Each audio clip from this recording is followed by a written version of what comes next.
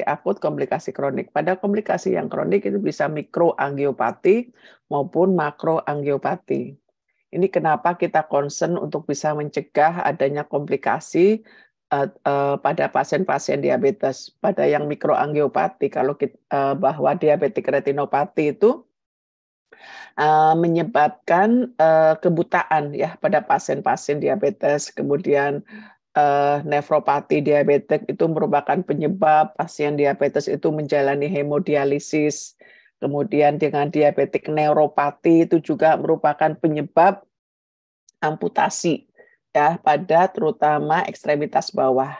Sedangkan pada kondisi stroke ya akan meningkat pada pasien diabetes 2 sampai 4 kali lipat lebih tinggi dan meningkatkan mortalitas. Angka kematiannya juga tinggi.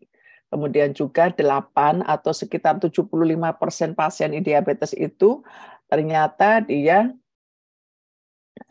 meninggal karena adanya kejadian kardiovaskular. Demikian juga penyakit arteri perifer, ya, misalnya terjadi gangren pada kaki, ya, itu juga tinggi pada pasien-pasien dengan diabetes. Nah, prevalensi dari makrovaskuler dan mikrovaskuler komplikasi ini tadi ya cukup tinggi tadi ya. Yang paling tinggi tadi adalah chronic kidney disease sebanyak 27,8%. Ya, sedangkan problem kaki 22,8% dan kerusakan mata sekitar 18,9%. Meskipun itu angkanya tidak setinggi mikrovaskular, tetapi kejadian heart attack bisa sampai 10%, kalau fatal bisa langsung meninggal, chest pain, chronic heart disease, chronic heart failure, dan adanya suatu stroke, ya, adanya stroke cukup tinggi prevalensinya. Nah, diabetes sendiri itu merupakan satu masalah besar di Indonesia juga ya, di mana Indonesia itu menempati kedudukannya itu menempati urutan ke-6 ya pada tahun yang 2040 diperkirakan naik dari urutan ke-7 naik ke-6, rankingnya naik ya. Artinya kita sebagai garda depan harus bisa tadi mengidentifikasi faktor resiko apa yang meningkatkan seorang terkena penyakit diabetes. Kita ingat bahwa faktor kelompok resiko tinggi yaitu mereka yang obesitas, usia 18 tahun ke atas, obesitas dengan salah satu faktor resiko misalnya anggota keluarga diabetes, dalam arti orang tua diabetes, kemudian sedentary, merokok, perokok, kadar kolesterol yang LDL yang tinggi, trigliserid yang tinggi, riwayat PCOS, riwayat GDM, riwayat melahirkan bayi atau pada etnis tertentu. Kalau ada obes dengan salah satu faktor resiko, maka orang tersebut memiliki resiko tinggi untuk terkena diabetes. Atau pada kelompok yang B, yaitu mereka yang berusia lebih dari 45 tahun. Nah, itu harus dilakukan screening, penapisan. Caranya ya tadi bisa dengan TTGO, bisa dengan pemeriksaan HbA1c, bisa dengan pemeriksaan glukosa darah puasa. Nah, mana yang memenuhi kriteria itu maka tegak diagnosisnya. Apakah dia diabetes, ataukah prediabetes, ataukah dia normoglikemia. Seperti itu, jangan lupa ya. Jadi untuk memperlambat prevalensi di Indonesia yang semakin tinggi. Nah, IDF juga mengatakan bahwa 1 dari 11 orang adalah diabetes. Apabila ada sekelompok orang yang jumlahnya 11, maka 1 itu pasti diabetes. Dan sayangnya dari yang diabetes itu tidak mengetahui bahwa dirinya adalah diabetes. Jadi undiagnosis. Nah, ini adalah tugas kita agar bisa mendiagnosis secara dini. Jadi pada misalnya ada 22 orang, berarti 2 diabetes. Sebenarnya 2 orang yang diabetes, tapi hanya 1 orang yang menyadari kalau dirinya diabetes, sedangkan 1 orang tidak terdiagnosis. Pasiennya tidak menyadari kalau dirinya diabetes. Nah, prevalensi ini akan meningkat di tahun 2040 itu 1 dari 10 orang, semakin tinggi lagi. 1 dari 10 orang diabetes. Ya, mengerikan memang. Nah, dan ternyata bahwa banyak pasien ya yang tidak mencapai target glikemik. Tentunya kalau target glikemik itu tidak kita capai, targetnya tidak tercapai, artinya risiko untuk terjadi komplikasinya meningkat karena terjadi hiperglikemia kronis. Seperti kita tahu bahwa dasar dari patofisiologi komplikasi kronik adalah hiperglikemia kronisnya, salah satunya lewat situ yang dominannya. Jadi tugas kita juga bahwa baru sekitar 32% yang mencapai HbA1c kurang dari 7. Sebagian besar 68% tidak mencapai HbA1c, tidak mencapai target yang kita harapkan. Nah, dampak komplikasi itu sendiri juga akan meningkatkan jumlah kematian yang terkait dengan masalah diabetesnya, ya. Ini tadi bahwa kebutaan, kemudian kematian dan lain sebagainya akibat dari diabetes tadi. Dan ternyata bahwa ada dari UKIPDS ya.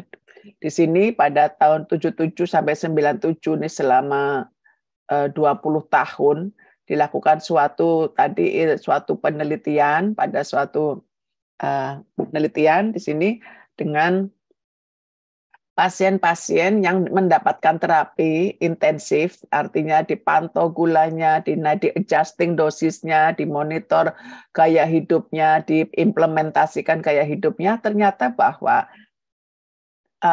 antara intensif dan konvensional terapi itu agak longgar gitu ya, bahwa terjadi penurunan berbagai endpoint yang terkait diabetes sebanyak 12%.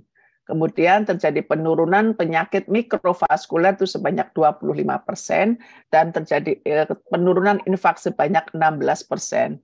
Kemudian setelah 20 tahun selesai, ternyata kita di follow up lagi tapi nggak ada intervensi. Tidak ada intervensi. Jadi pada 20 tahun pertama ada intervensi, pasiennya diedukasi, ditelepon, dimonitor. Kemudian pada 10 tahun berikutnya, kedua kelompok tadi tidak ada intervensi, hanya di follow up, diobservasi. Kemudian dilakukan analisis kembali pada tahun 2007, ternyata efek endpoint yang terkait dengan diabetes itu tetap masih ada efek penurunannya yaitu 9%.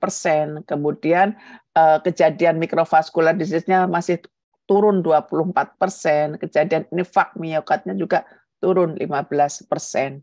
Jadi ini manfaat dari pengelolaan target kendali glukosa darah, terutama kalau kita bisa lakukan secara sedini mungkin, kemudian selama mungkin target itu bisa dipertahankan. Ini ya tadi kemarin disampaikan juga bahwa 1% penurunan HbA1c itu yang dikaitkan dengan penurunan dari resiko mikrovaskular 37%. Dengan kita menurunkan HbA1c 1% itu ternyata mampu menurunkan komplikasi mikrovaskuler, penyakit mikrovaskuler sebanyak 37%.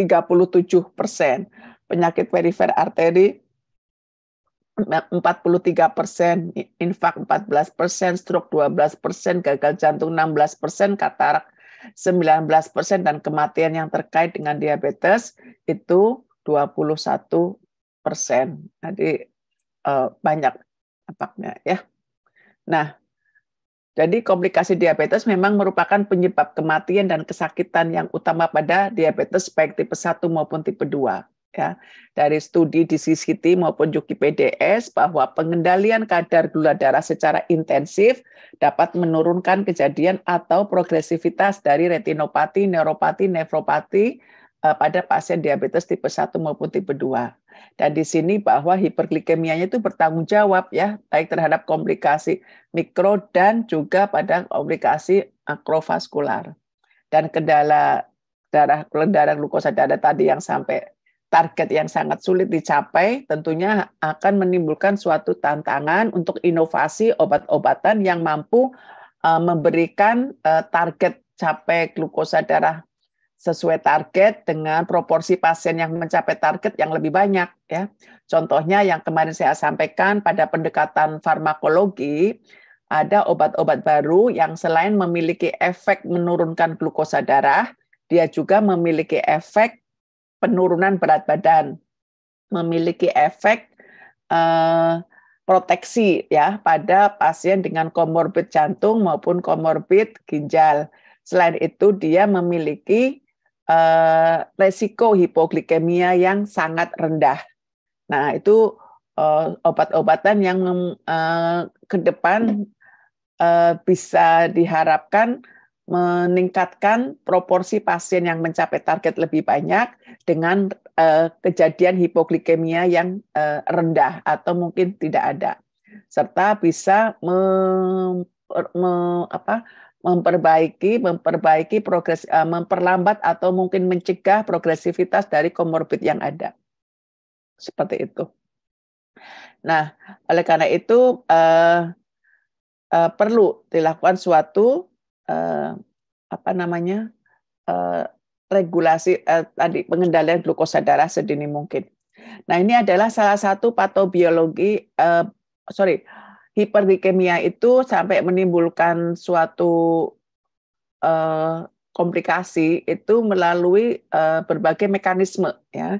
Ini salah satunya adalah suatu mekanisme di mana adanya hiperglikemia ya, adanya hiperglikemia, apakah ini karena masalah genetik ya, susceptibilitas individu secara genetik, atau ini karena adanya suatu faktor-faktor yang mempercepat misalnya pada hipertensi, ada hiperlipidemia ya, ditambah dengan adanya hiperglikemia, ini akan menyebabkan suatu perubahan pada metabolisme seluler yang akut dan berulang.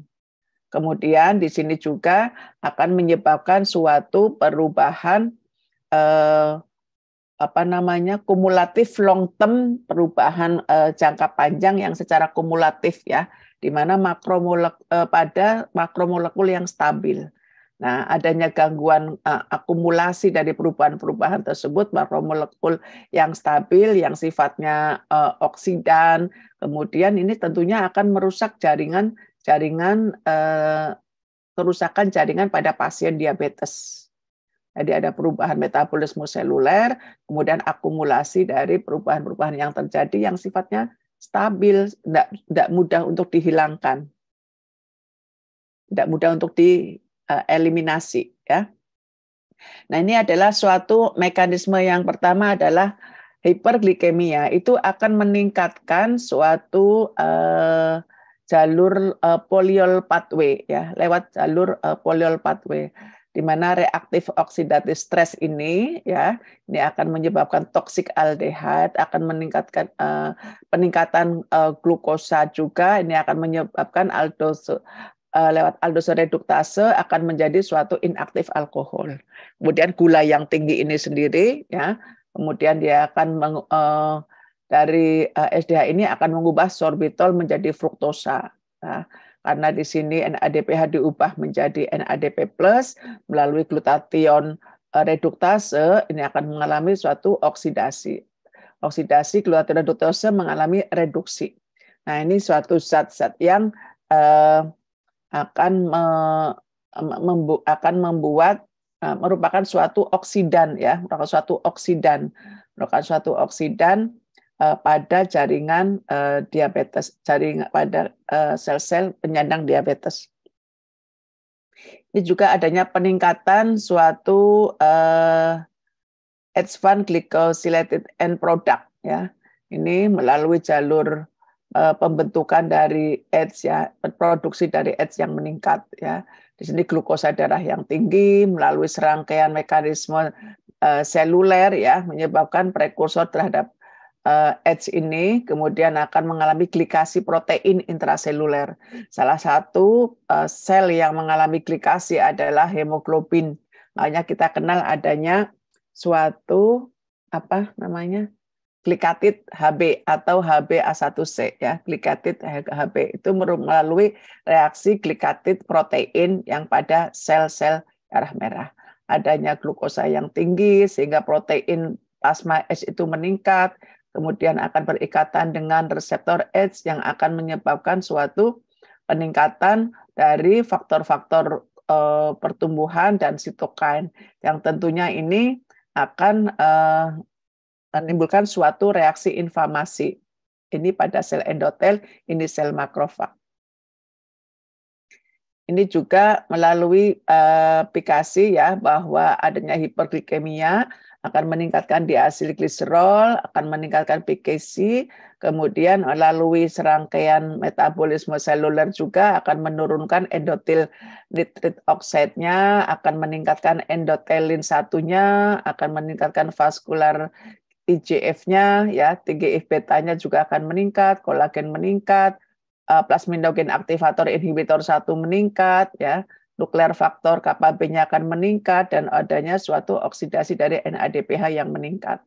Nah, proses-proses ini akan menyebabkan abnormalitas dari aliran darah ya pada endothelin yang meningkat sama nitrate oxide-nya yang turun, vaskular permeabilitasnya juga meningkat, angiogenesisnya meningkat akibat adanya VEGF, kemudian adanya oklusi ya, kolagen, fibronektin, ini kan suatu tumor growth factor, tissue growth factor, kemudian plasminogen menyebabkan fibrinolisisnya menjadi turun, timbul oklusi pada vaskular. Nah, kemudian NF-kB-nya juga akan meningkat menyebabkan inflamasi, akan mengekspresi gen terhadap proinflamasinya meningkat, dan reaktif oxidative stress yang meningkat juga akan menimbulkan banyak efek pada jaringan pasien diabetes. Ini tadi sudah hexosamin pathway, tadi polyol pathway, yakni hexosamin pathway-nya, dan glutamin fruktosa 6 fosfat, ini di sini juga mekanisme yang terjadi pada pasien-pasien dengan hiperglikemia. Nah, untuk mikrovaskuler komplikasi pada diabetes tipe 2 ini tentunya yang paling banyak adalah nefropati, retinopati, dan neuropati. Nah, biasanya pada seiring dengan lamanya diabetes, maka kejadian komplikasi ini akan menjadi semakin meningkat. Jadi, komplikasi kronik pada diabetes tadi, satu, yang ada makrovaskular, yaitu bisa penyakit jantung koroner, stroke, dan penyakit arteri perifer. Sedangkan yang mikrovaskular, yaitu nefropati, retinopati, neuropati. Komplikasi kronik yang lain lagi, misalnya adanya disfungsi ereksi, kemudian masalah kognitif, demensia, itu bisa juga kita dapatkan, ya. Nah, pada pasien-pasien diabetes, kalau pada pasien diabetes tipe 2, maka begitu pasien tersebut terdiagnosis, maka kita harus melakukan deteksi dini atau screening. Ya, melakukan screening, deteksi dini adanya komplikasi kroniknya. Tapi kalau pada pasien diabetes tipe 1, maka deteksi atau screening komplikasi kronik dilakukan setelah 5 tahun masuk tahun ke-5. Setelah 5 tahun dilakukan screening. Ya, karena seperti disampaikan kemarin bahwa pada pasien diabetes bisa jadi bahwa pada saat didiagnosis sebenarnya proses tersebut, proses hiperglikemia, gangguan metabolisme itu sudah terjadi jauh sebelumnya. Dan seiring dengan lamanya diabetes, kenapa kita perlu tahu berapa lama pasien tersebut menyandang diabetes, bahwa diketahui semakin lama pasien tersebut menyandang diabetes, maka diperkirakan dia akan sudah mengalami komplikasi kronik, ya, mengalami komplikasi kronik. Jadi perlu kita mengetahui itu, terutama untuk kondisi-kondisi misalnya pada yang hipoglikemia unawareness karena terjadi neuropati otonom.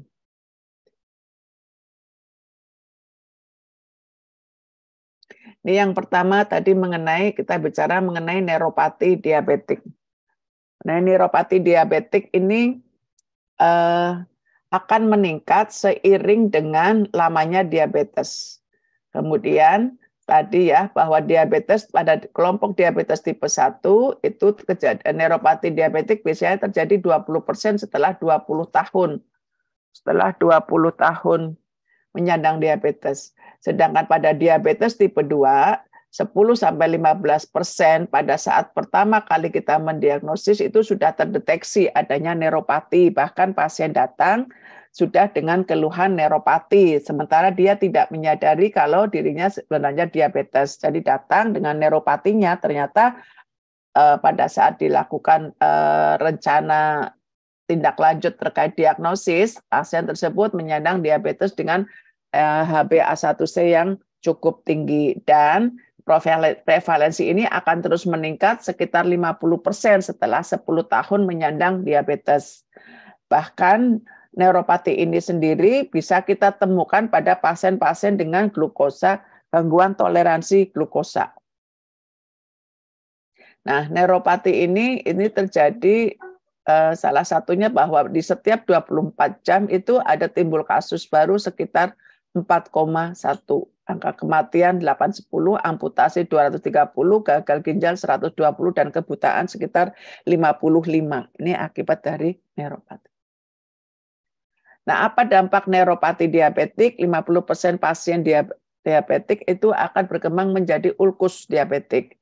Dan satu di antaranya sampai harus dilakukan suatu amputasi. Tentunya akan menurunkan kualitas hidup. Dan separuh darinya akan mendapatkan ulkus lagi pada kaki yang di sebelahnya dalam 3 tahun. Nah, jadi di situ. Ini sampai paku nancep, diam aja.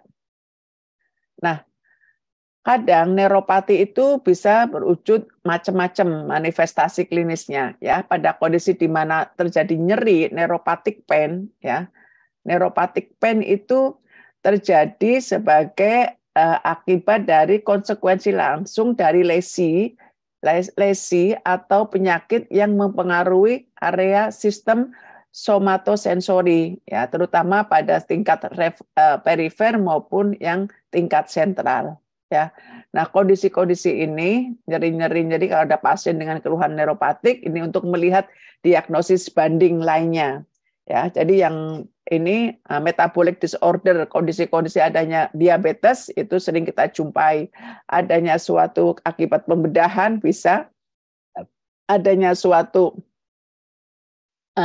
entrapment, terjebaknya dari saraf, misalnya pada carpal tunnel syndrome, ya, atau pada kondisi-kondisi adanya lesi, stroke, lesi sentral, itu juga bisa menimbulkan neuropati atau neuropathic pain, bisa juga pada yang post herpetic neuralgia. Jadi orang-orang yang pasca herpes itu biasanya masih ada rasa nyeri, ya. Itu salah satu diagnosis banding pada kasus di mana ada keluhan neuropathic pain. Selain diabetes, ada kasus penyakit-penyakit lain yang bisa memberikan manifestasi klinis yang sama, neuropathic pain. Jadi definisinya adalah adanya suatu diabetic sensory polyneuropathy adalah suatu adanya suatu gejala dan atau tanda dari disfungsi saraf perifer pada pasien-pasien diabetes setelah mengeksklusi penyebab lain. Tadi kan kita ketahui penyebab-penyebab lainnya. Setelah ini tidak ada herpes, tidak ada infeksi, tidak ada terjebak, kita baru menegakkan sebagai diagnosis neuropatik diabetik, ya, neuropati diabetik. Nah, pada diabetik neuropati itu ada yang sifatnya diffuse neuropati, ada yang sifatnya mononeuropati, ada yang sifatnya radikulopati. Kalau yang diffuse neuropati ini diabetik sensorik polyneuropati. Jadi saraf sensoriknya yang terganggu, ya. Kemudian ada autonomic neuropati, saraf otonom yang terganggu. Kemudian ada tadi yang B adalah mononeuropati. Saraf-saraf otonom ini adalah saraf-saraf yang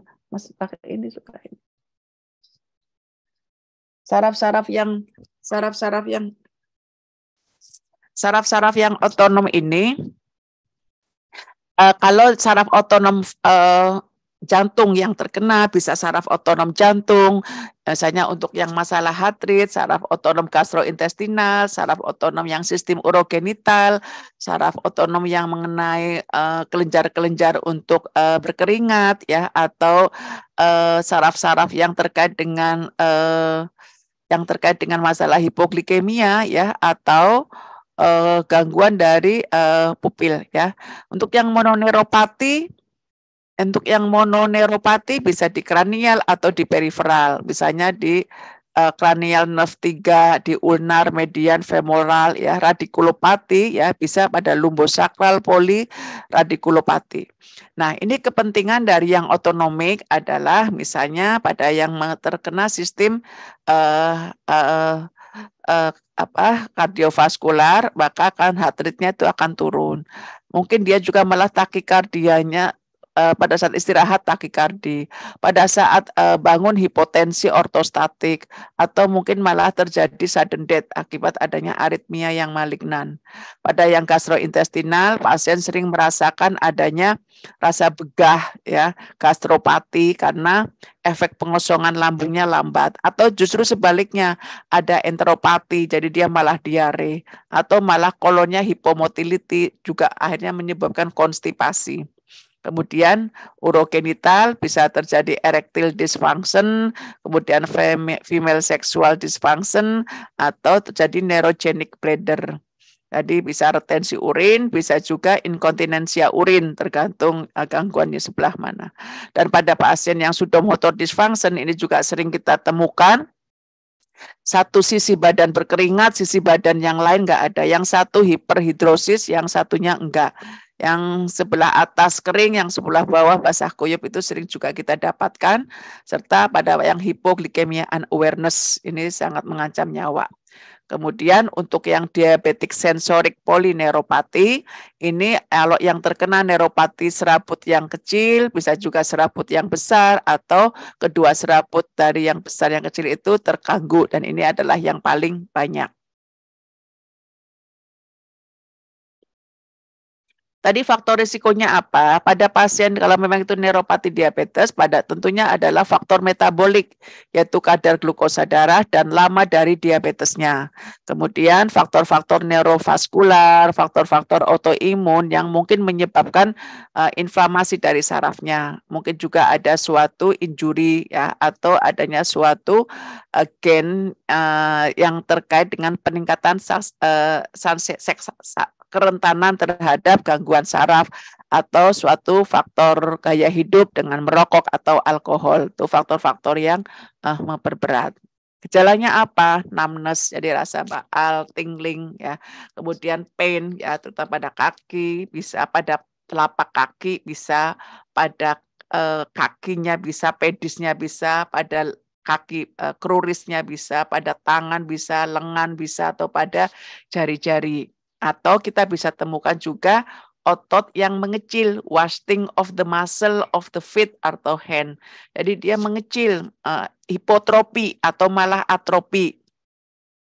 Kemudian bisa juga tadi mual, muntah, ya, tergantung dari saraf mana yang kena, diare atau konstipasi, dizziness atau faintness, hipotensi postural, blood pressure, ya, turun, ya, drop in postural, pada saat berdiri dia tekanan darahnya justru turun, atau problem pada saat masalah urinary, disfungsi ereksi atau vaginal dryness, serta kelemahan. Itu gejala-gejala yang secara umum bisa ditemukan.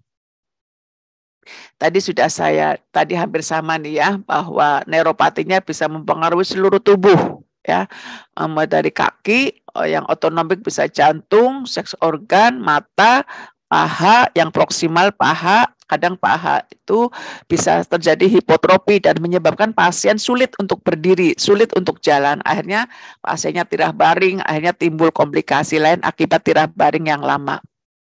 Nah, ini adalah peripheral neuropati, ya, ada rasa numbness atau insensitivity terhadap nyeri atau terhadap temperatur. Tingling, burning, atau prickling sensasinya, kadang ada yang seperti ditusuk, kadang ada seperti kram, atau kadang pada saat kita sentuh dia kesakitan. Ada pasien dengan dia nggak pakai baju, karena kalau pakai baju sakit. Ya, itu akibat dari extreme sensitivity to touch. Jadi pada saat disentuh dia nyeri sekali, ya. Meskipun sentuhannya ringan, hanya digesek ringan. Atau bisa juga adanya suatu kehilangan keseimbangan atau koordinasi. Nah, ciri khasnya ini biasanya akan memberat pada saat malam hari. Dan pada saat di mana terjadi suatu kehilangan massa otot, bisa juga terjadi penurunan atau kehilangan dari refleks-refleksnya. Nah, ini ada beberapa tipe ya, ada yang seperti menggunakan kaos kaki, ada kaos kaki di kedua ekstremitasnya, kaos tangan, yang satunya hanya kaos tangan, yang satunya hanya di daerah paha, hanya di daerah trungkal, ya, atau hanya di lateral popliteal. Nah, pada kondisi yang serabut saraf yang besar yang terlibat, maka sensorinya tuh bisa hilang dari 0 sampai positif 3, ya. Nah, itu tentunya dengan sensori sentuhan dan vibrasi. Nyeri juga bisa positif sampai 3, tendon refleksnya bisa normal sampai turun, tapi tidak ada motor defisit, tidak ada defisit dari sel-sel ototnya. Kemudian kalau yang small, serabut saraf yang kecil, itu sensorinya bisa 0 sampai positif 1, pain-nya juga bisa tinggi, tendon refleksnya bisa turun, tapi tidak seturun kalau yang large fiber. Ya. Nah, untuk yang proksimal motor neuropati ini dominan pada defisit dari motor. Jadi di sini pasiennya massa otot di betisnya normal, tapi massa otot di pahanya itu turun. Ya, itu bisa juga nyeri, ya. Sensorinya tidak begitu terganggu, ya. Tendon refleksnya turun. Biasanya pada kondisi seperti ini pasien sulit untuk berdiri. Sering kita dapatkan juga. Nah, ada juga yang trungkal, cranial nerve 3, cranial nerve 6, ini juga bisa kita temukan. Yang trungkal ini sering di misdiagnosis dengan masalah gangguan di empedu, gangguan di abdomen, misalnya dikira dispepsia, dikira kolelitiasis, kolesistitis, gangguan di liver, tapi sebenarnya ini adalah gangguan pada kulit di daerah trungkalnya, sensorik di daerah trungkalnya. Kemudian yang lainnya adalah yang tidak full, bisa juga dari distribusinya hampir sama, ini yang pada yang golongan yang pressure palsy ini. Nah, ini kita bisa tadi ya bahwa fungsinya adalah kalau pada yang selaput besar itu pressure dan keseimbangan, kalau pada yang selaput kecil adalah nociceptif untuk nyeri ya, untuk merespon nyeri, kemudian dia memiliki sensasi proteksi. Jadi karena nyeri ya dia bersifat untuk sensasi melindungi ya. Kemudian di sini rasa keluhannya adalah tadi lebih tebal ya, tingling atau keseimbangan balance-nya. Tapi kalau yang small dia seperti kesetrum, electric shock atau seperti terbakar. Ya, di pada saat pemeriksaan dengan ankle reflex bisa turun, dengan pemeriksaan persepsi vibrasinya bisa turun, pada monofilamen juga bisa turun, dan pada proprioception-nya juga bisa turun. Jadi kalau dengan pinprick sensation reduce ya.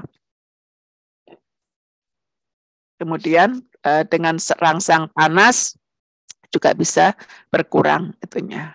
Jadi bahwa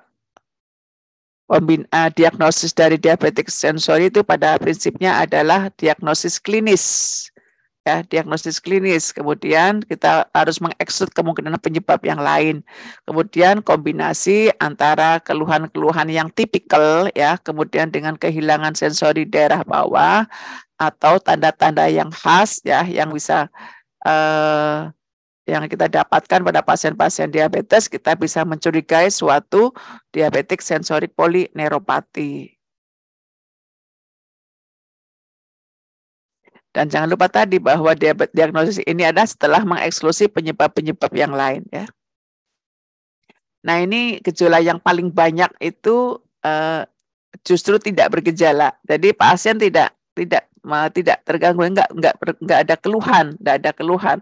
Biasanya yang membawa pasien datang itu kalau nyeri. Yang pertama kali yang membawa pasien datang itu kalau nyeri. Kalau nyeri, kemudian kalau dia merasa terganggu dengan misalnya nginjak lantai, rasa seperti pasir, rasa seperti nginjak air, seperti itu. Nah, ini perbedaan ya, karena di kaki kita sering dia komplikasi kronik di kaki, peripheral artery disease kan juga ada, kemudian neuropati juga ada. Nah, bagaimana kita membedakan? Nah, kalau pada kemungkinan yang terganggu lebih dominan vaskular atau lebih dominan sarafnya, neuropatinya.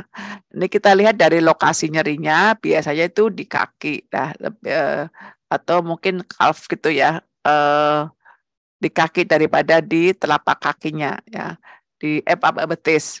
Kemudian kalau yang pembuluh darah misalnya pada peripheral artery disease bisa pada di otot-ototnya, di paha, di pantat daripada di kakinya. Jadi lebih ke arah agak sedikit kualitas nyerinya ya biasanya kalau yang neuropati dia tuh tajam, superficial seperti terbakar atau tingling. Kemudian kalau pada yang vaskuler dia terasa dalam ya. Pada saat istirahat dia pada saat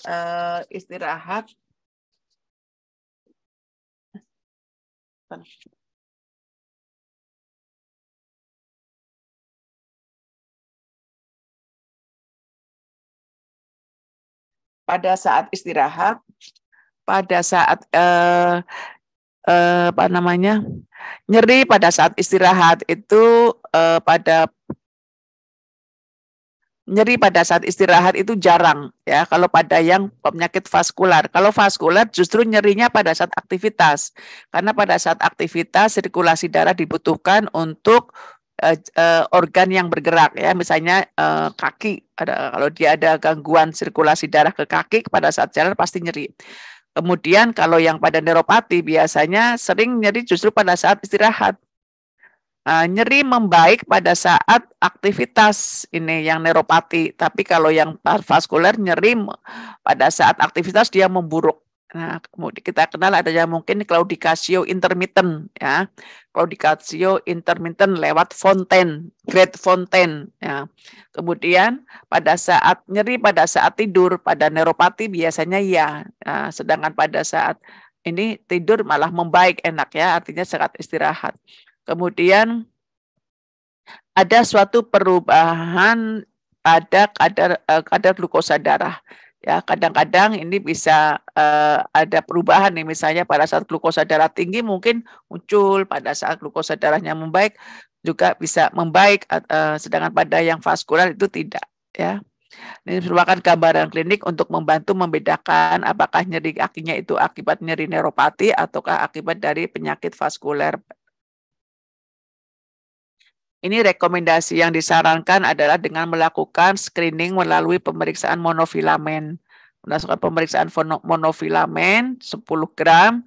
Di sini kita lihat ada 5 area ya, 5 area yang bisa kita lakukan untuk meletakkan monofilamennya. Jadi sebelum kita meletakkan ke kaki, kita melakukan pengenalan sensasi seperti apa pada pasien, misalnya lewat daerah yang sensitif, misalnya di daerah muka atau di daerah tangan yang tidak mengalami neuropati atau di daerah yang masih sensitif untuk bisa mengetahui oh nyeri yang dimaksud adalah nyeri penekanan akibat dari monofilamen.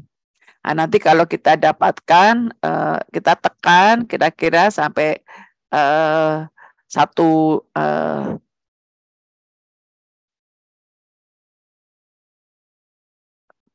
second sedetik ya.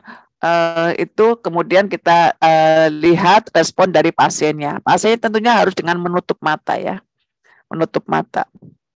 Nah, kemudian kalau untuk autonomic neuropati itu bisa tadi masalah jantung yang meregulasi tekanan darah, mengontrol kadar glukosa darah, kemudian organ-organ internal yang mungkin bisa menyebabkan masalah pada pencernaan, respiratori, urinari, seksual respon maupun penglihatan. Dan adanya suatu kehilangan warning sign pada pasien-pasien yang hipoglikemia seperti gejala keringatnya nggak ada, gejala laparnya nggak ada, palpitasinya nggak ada, nanti langsung masuk ke dalam koma ya, itu pada unawareness hipoglikemia, itu pada yang autonomic neuropati. Nah, tadi ini sudah ya yang proksimal sama vokal neuropati. Kalau yang proksimal tadi biasanya di paha, di pantat, ya, kemudian biasanya bisa satu sisi diabetes tipe 2 pada pasien yang lebih tua ini hampir sama. Nah, cara yang paling baik untuk mencegah neuropati tentunya ya dengan mempertahankan kadar glukosa darah. Ya, kadar glukosa darah mendekati nilai normal, sebisa mungkin mendekati target, mencapai target atau mendekati normal. Ya, kemudian mempertahankan kadar glukosa darah tersebut selama mungkin untuk memproteksi seluruh saraf yang ada di dalam tubuh. Nah, jadi diagnosisnya adalah berdasarkan keluhan dan pemeriksaan fisik. Kemudian kita juga perlu melihat faktor risiko yang lain, yaitu tekanan darah, heart rate, kekuatan otot, refleksnya, sensitivitas terhadap posisi, terhadap vibrasi, terhadap temperatur, maupun sentuhan yang ringan. Juga mungkin dokter memberikan tes-tes lain untuk mengetahui tipe-tipe atau luasnya kerusakan dari jaringan saraf, misalnya dengan ENMG, ya, ada banyak lagi pemeriksaan untuk mendeteksi itu. Ini ada banyak EMG, ENMG, kemudian respon to stimuli, ya, ada mungkin ultrasound, malah biopsi, quantitative sensory testing. Ini suatu modalitas yang digunakan untuk mengetahui tadi tipe dan luasnya dari kerusakan sarafnya. Ini bisa diketahui. Yang paling sering dilakukan itu adalah yang EMG. Ada banyak biasanya dokter saraf, sering jadi kita fasilitasnya ada. Manajemennya bagaimana? Ya tentunya dengan pengendalian kadar glukosa darah. Tentunya dengan perawatan kaki, jangan lupa, jangan sampai terjadi luka, jangan menggunakan sendal yang tajam, menggunakan sendal yang menyempit di depan, kemudian jangan high heel, ya, serta mengatasi nyerinya, ya, mengatasi nyerinya. Dengan pengendalian glukosa, dengan kontrol glukosa yang baik itu secara dramatis mampu menurunkan insidensinya itu sampai 78%. Ya, kemudian dengan mengatasi kadar glukosa darah pada pasien-pasien diabetes tipe 2, maka resiko perkembangan dari diabetik sensori polineuropati itu berkurang ya sekitar 5-9%. Nah, pada kondisi di mana pencegahan primer, intensif terapi, yaitu tadi jangan sampai berlambat-lambat dibiarkan tinggi targetnya, kadar glukosa darahnya itu tampaknya mampu menurunkan neuropati sebanyak 69%. Ya, antara 3 vs 10% dibandingkan dengan konvensional terapi. Terapinya apa? Tadi jelas bahwa langkah awal ya kadar glukosa darah dulu dalam batas normal untuk mencegah kerusakan lebih lanjut dengan melakukan monitoring glukosa darah dengan gaya hidup, meal planning, exercise, obat oral maupun obat-obat injeksi yang dibutuhkan untuk mengontrol kadar glukosa darah. Meskipun pada kasus-kasus tertentu justru terjadi perburukan dari keluhannya. Biasanya ada seperti itu. Mekanismenya seperti apa belum diketahui. Jadi kalau pasien neuropati, kemudian kita lakukan kontrol glukosa darah, terus kita bagus, pada beberapa justru timbul nyerinya memburuk, tapi akhirnya juga nanti perbaikan. Kemudian terapi-terapi tambahan itu sangat tergantung dari tipe sama masalah saraf atau keluhan yang kita temuin ya. Foot care ya, perawatan kaki pada pasien neuropati itu membutuhkan perawatan yang khusus ya terhadap kakinya ya, karena kalau dia menjadi insensitif terhadap nyeri, maka resiko untuk terjadi ulcer yang akhirnya berlanjut ke amputasi itu akan meningkat ya. Jadi harus benar-benar diperhatikan masalah kakinya. Dan kalau timbul suatu nyeri di mana pasien tersebut terganggu dengan nyeri itu, kita bisa memberikan obat-obatan. Nah, tentunya tergantung dari tipe dan kerusakan sarafnya. Ini tadi ya, bahwa kerusakannya itu modelnya seperti ini. Jadi pada orang yang normal ini kan mielin harusnya tertutup rapat seperti ini. Kemudian pada pasien diabetes salah satunya adalah akibat berbagai mekanisme tadi menyebabkan kerusakan dari kerusakan dari mielinnya, ya, sehingga timbul penghantaran impuls ke dalam sel saraf berikutnya itu menjadi terhambat, timbul gangguan sensorik. Kan? Ini kan harusnya langsung, ini ada yang keluar, kan harusnya tertutup semua masuk ke dalam sel-sel saraf yang akan dituju untuk respon nyeri. Kalau ini kesininya ada terganggu, tapi ke daerah tertentu dia timbul sensori rasa. Nah, apakah penyebab dari SPN itu sudah terkonfirmasi? Apabila iya, maka diakses komorbiditinya. Ini adalah pilihan obat-obatan yang bisa diberikan pada pasien-pasien dengan neuropati. Ya, jika tidak jelas apa penyebabnya, maka perlu dilakukan rujukan kepada neurologi atau klinik nyeri. Kemudian bisa dengan golongan voltase gate alfa 2 delta ligan, misalnya pregabalin, gabapentin, atau serotonin, norepinefrin, reuptake inhibitor, ya SNRI, misalnya duloxetine maupun venlafaxine. Kemudian secondary dari amin trisiklik, ya ini bisa misalnya nortriptilin, ya desipramine, ini bisa dijadikan sebagai pilihan obat. Ya, apabila secara klinis itu tidak memberikan efek yang bermakna, ya bisa di-switch antara ini dengan ini, bisa di-switch atau bisa di-combine. Ya, atau bisa di-combine atau bisa juga ditambahkan dengan tramadol atau tapentadol. Ya. Jika tetap belum berefek, maka kita harus melakukan rujukan. Nah, ini salah satu contoh obatnya ya tadi tersiklik ini ada gabapentin, bisa pregabalin. Kalau yang SNRI bisa menggunakan dengan kelompok yang SNRI second line-nya, kemudian first line-nya itu tadi gabapentin sama pregabalin. Kemudian set line-nya opioid maupun tramadol. First line-nya itu bisa sampai kanabinoid kalau yang nyerinya sampai mengganggu. Ada yang sampai tidak bisa tidur. Jadi nyeri berat, fasenya bisa sampai 10. Nah, kadang karena tadi kebanyakan, sebenarnya kerusakan dari saraf itu kan sudah terjadi, ini penyebabnya dari gula metabolik, ya, atau traumatik, iskemik, toksik, dan lain sebagainya. Kerusakan saraf di sini sudah terjadi, dan sebagian besar pasien kan tidak terkendali. Jadi ini kalau yang neuropatik pain tadi ini sebenarnya kerusakannya sudah terjadi dan muncul ke atas diagnosis tersebut karena ada keluhan nyeri. Nah, sementara kerusakan itu tadi melalui mekanisme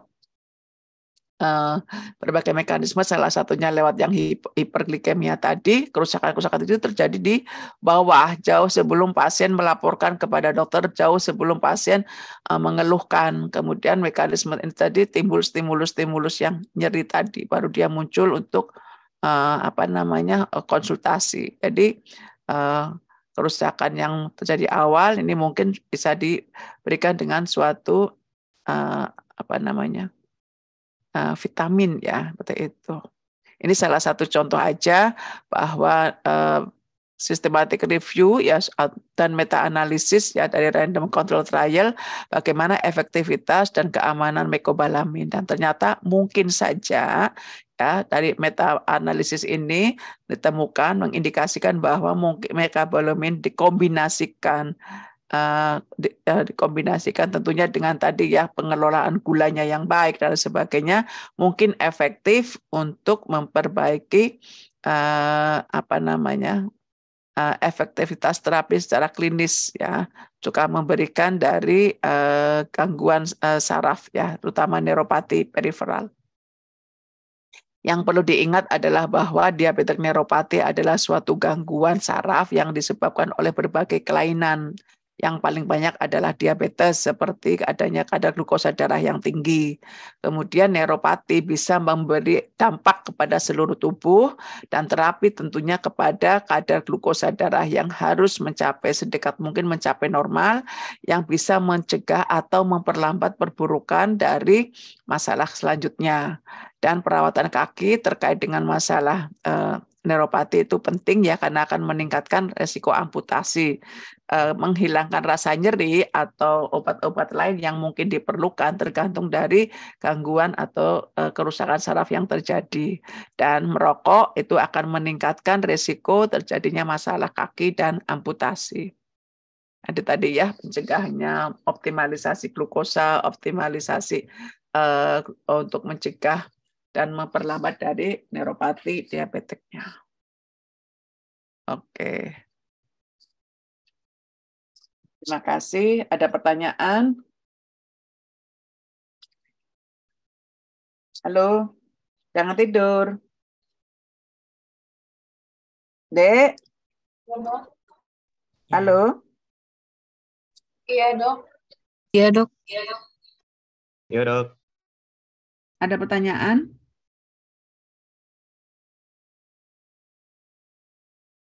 Halo? Ada orang nggak ya? Halo, Dok. Izin, Dok. Kalau dari saya belum ada, Dok. Oke, baik. Baiklah. Lanjut.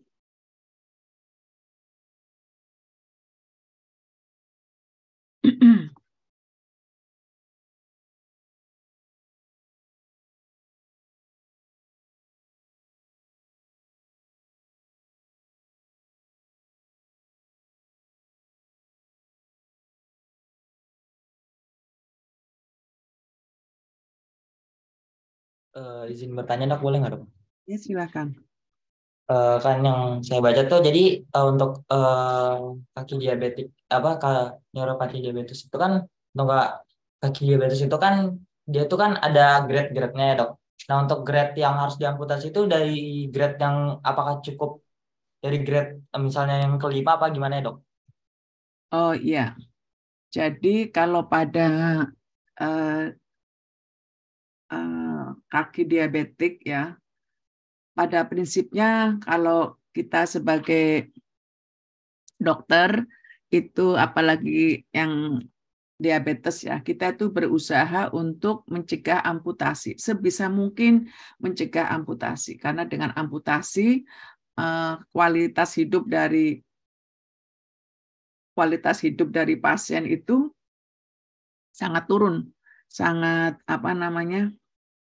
turun ya. Ada yang depresi, ada yang ada yang akhirnya tirah baring, ya, ada yang kemudian putus asa dan lain sebagainya. Nah, amputasi itu dipikirkan yang terakhir, ya, kalau memang sudah tidak bisa diselamatkan atau kalau memang perburukan dari infeksi kakinya itu cepat, ya. Saya pernah nemuin pasien pada saat saya studi sebagai endokrin itu di RSCM dalam waktu 3 hari itu infeksinya itu dari pedis langsung hari berikutnya langsung ke betis, hari berikutnya langsung ke paha. Jadi sangat cepat itu ada suatu biasanya lewat fasia itu perjalanan infeksi yang cepat itu, jadi mau tidak mau harus diamputasi. Nah, kalau untuk amputasi yang resiko amputasinya tinggi tentunya pada grade yang lebih tinggi ya. Jadi pada grade yang paling tinggi di mana pada tergantung kalau kita menggunakan grade Wagner ya kita sudah ada suatu gangren, ada suatu osteomiolitis ya yang sulit untuk diselamatkan atau mungkin sudah gangren tadi biasanya yang lebih sering sebagai salah satu faktor yang menyebabkan amputasi pada pasien dengan ulkus diabetik. Banyak pertimbangan deh, jadi banyak pertimbangan terutama kalau dari sisi kakinya ya semakin tinggi grade-nya semakin tinggi resiko untuk dilakukan amputasi. Banyak dok. Okay.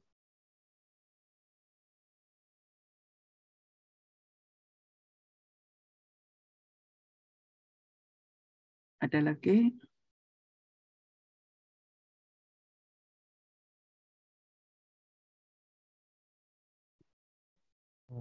Izin bertanya dok. Ya. ini kan terkait dengan neuropati ya dok ya. Neuropati diabetik ini bisa nggak sih dok memberikan komplikasi sampai kelumpuhan gitu dok, atau mungkin semacamnya gitu?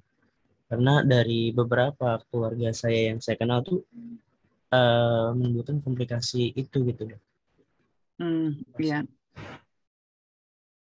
Biasanya kalau sampai lumpuh, biasanya karena ada faktor imobilisasi. Jadi orang dengan neuropati nyeri ya, terutama yang kalau nyeri itu biasanya dia terganggu pola tidurnya. Kalau terganggu jalan biasanya tidak, karena tadi disampaikan bahwa faktor yang bahwa dia akan membaik justru pada saat aktivitas ya, yang membedakan dia dengan gangguan pembuluh darah pada kaki.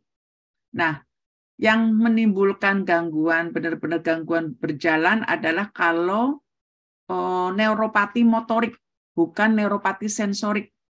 Neuropati motorik di mana saraf-saraf motoriknya yang banyak terganggu, paling sering adalah yang tadi model yang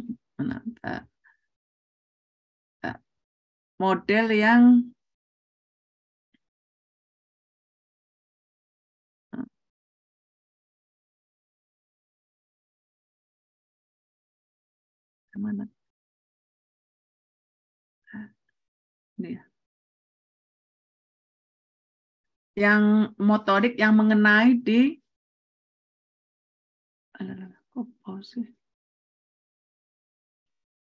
ya, yang tadi dek, yang di paha itu dek, yang paling sering tuh neuropati motoriknya yang di paha tadi. Jadi itu tipe neuropati motorik yang paling banyak dijumpai pada pasien diabetes. Nah, karena dia adalah suatu organ penyangga, ya di paha kan lumayan tuh untuk penyangga tubuh, biasanya akhirnya pasiennya tidak mau berjalan. Bukan tidak mau, tidak mampu, karena memang kelemahan dari otot-ototnya. Ototnya semakin hipotrofi kalau dengan masa ototnya semakin berkurang, ya hipotrofi yang akhirnya menghambat pasien tersebut untuk jalan. Nah, itu bisa kalau tidak diatasin, tidak dilakukan suatu tata laksana sedini mungkin, maka itu bisa berlanjut akhirnya pasien tirah baring, imobilisasi, akhirnya ototnya semakin hipotrofi, mungkin dia pakai kursi roda, mungkin dia hanya berbaring terus, maka itu akan semakin hipotrofi, pasien akan menjadi tidak bisa jalan. Tidak bisa jalannya bukan karena lumpuh dalam arti tidak bisa digerakkan, tapi lebih ke arah karena massa ototnya berkurang.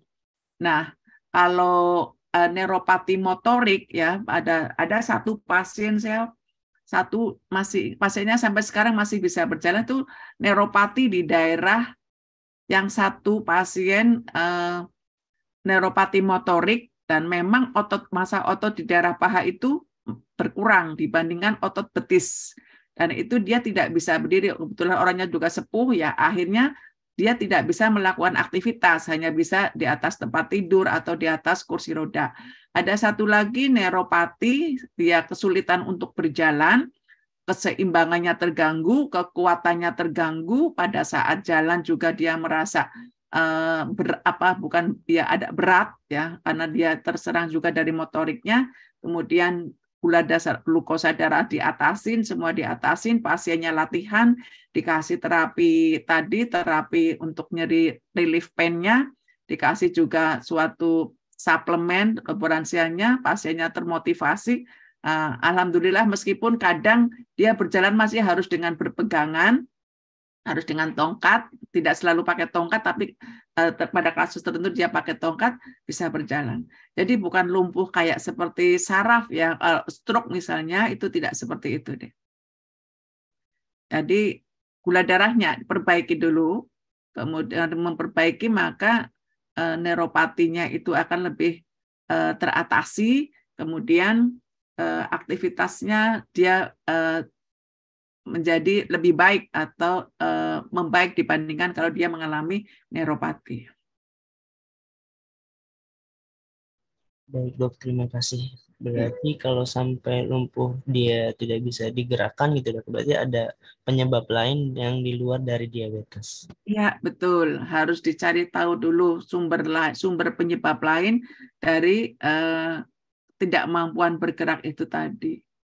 Apakah bisa ada mungkin ada HNP misalnya, ya bisa sampai dia ada gangguan tersebut. Kalau lumpuhnya mungkin cuma katakanlah kelemahannya satu sisi, bisa jadi apakah ada faktor sentral, apakah faktor regional yang terganggu, entrapment dari sarafnya. Baik dok, terima kasih. Sama-sama.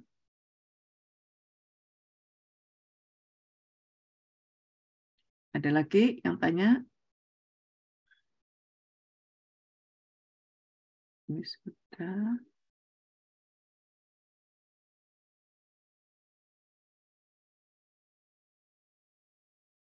Ya. Baik.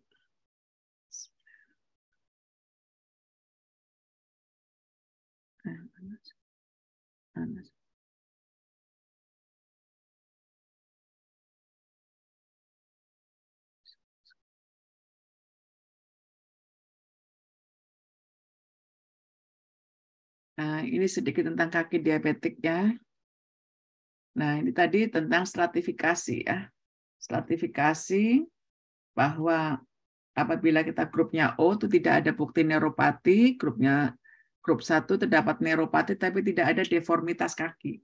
Jadi kalau pada pasien diabetes itu sering kita jumpain deformitas kaki, kaki bunian ya, atau flat kaki yang datar ya, atau claw toe, hammer toe, itu merupakan deformitas dari kaki yang sering kita jumpai pada pasien-pasien diabetes, dan pasien merasa tidak terganggu, tapi seiring dengan tekanan yang tinggi pada satu sisi kaki, kemudian timbul halus, kemudian akhirnya timbul suatu ulcer. Nah, itu biasanya baru mengeluh ya. Seharusnya dia harus menggunakan sandal kaki yang appropriate, yang sesuai dengan tekanan dari kakinya. Nah, ini kalau misalkan terdapat bukti terdapat neuropati tapi tidak ada deformitas kaki atau pembuluh darah. Kalau yang grup yang ketiga, apabila ada deformitas atau adanya gangguan pada pembuluh darah.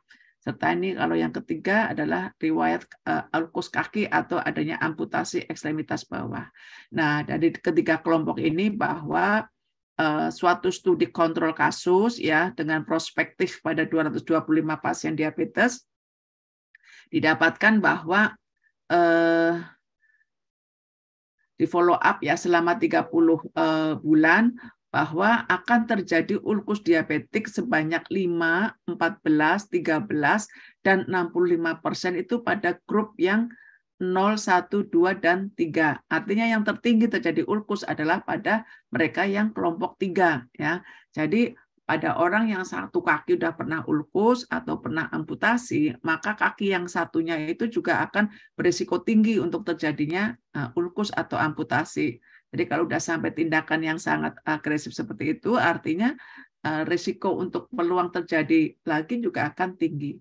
Dan ini tadi menjawab pertanyaannya bahwa hanya pada grup 2 dan 3, nih ya, adanya neuropati dengan deformitas kaki, atau adanya penyakit pembuluh darah, atau dia udah ada ulkus atau pernah punya riwayat dengan ekstremitas bawah diamputasi, maka peluang untuk amputasinya tinggi juga. Nah, itu 26% pada yang grup 3 yang pernah mengalami amputasi, maka itu bisa mengindikasikan sebenarnya pembuluh darah atau mungkin jaringan yang di kaki satunya tidak berbeda itu. Hanya pada saat yang deteksi yang pertama pada satu sisi, nah maka peluang untuk terjadinya amputasi pada kaki yang berikutnya juga tinggi. Nah, di sini kita ketahui bahwa populasi umum diabetik kan tinggi tadi ya, usia muda, usia tua, ulkus diabetes itu. Jadi pada orang diabetes adanya suatu terkena ulkus diabetes, peluang seumur hidupnya itu 15%. Jadi sepanjang dia hidup ya sekitar 15% dia berpeluang untuk terkena ulkus diabetik. Dan pada pasien yang sudah menjalani amputasi, dia peluangnya meningkat menjadi 85%.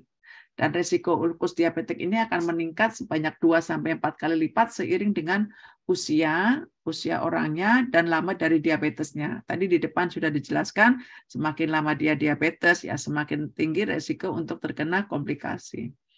Ulkus kaki dan amputasi ini tentunya berpengaruh tadi ya terhadap kualitas hidup pasien. Selain itu juga jadi beban ekonomi bagi pasien dan sistem pelayanan. Artinya misalnya dia butuh, kalau dia kerja kualitas turun, mungkin kualitas kerja turun, mungkin ya bisa jadi berkurang, apalagi kalau kualitas kerjanya menggunakan kaki. Kemudian kalau dia menggunakan protese kaki ya dan lain sebagainya. Kalau dia ulkus sendiri untuk memainten penyembuhan, proses penyembuhan itu juga merupakan beban tersendiri. Oleh karena itu kita harus mampu melakukan identifikasi pasien-pasien yang beresiko terkena ulkus kaki. Seperti apa sih yang beresiko terkena ulkus kaki, dan pencegahan dan terapi yang tepat bisa dijadikan sebagai prioritas ya. Tapi di sini kesulitannya adalah pasien kalau belum merasa terganggu, ya biasanya agak kurang bisa merasa tidak terganggu, ya baik-baik saja, dia tidak mau untuk dilakukan suatu edukasi atau penggunaan alas kaki yang sesuai seperti itu. Selain itu juga ada tidak semua center itu menyediakan sepatu atau alas kaki yang sesuai dengan kondisi kaki pasien. Kalau di negara ada podiatri ya, ada podiatri itu podiatri benar ya, apa sih namanya ya, intinya dia hanya bergelut di kaki aja. Jadi dia pada saat mau pakai, dia kakinya diukur dulu dengan suatu alat, tekanannya yang paling banyak di sisi mana, sisi plantar mana, apakah daerah ujung-ujung jari ataukah daerah tepi luar, seperti itu. Dari situ nanti akan dibikin suatu alas kaki di mana yang tekanannya tinggi itu akan dibikin agak lebih, yang menonjol akan dibikin lebih dekok ya, lebih ke bawah, lebih bawah dibandingkan yang tidak terjadi penekanan yang kuat. Kemudian siapa saja sih yang beresiko? Ini tadi ya. Mereka yang memiliki ulkus atau riwayat amputasi, neuropati perifer, gangguan pembuluh darah perifer, trauma, alas kaki kurang baik, berjalan tanpa alas kaki, benda dalam sepatu, deformitas, terbentuknya kalus, neuroartropati, mobilitas sendi yang terbatas, jarang gerak, ya, durasi diabetes yang lama, dan kontrol diabetes yang jelek.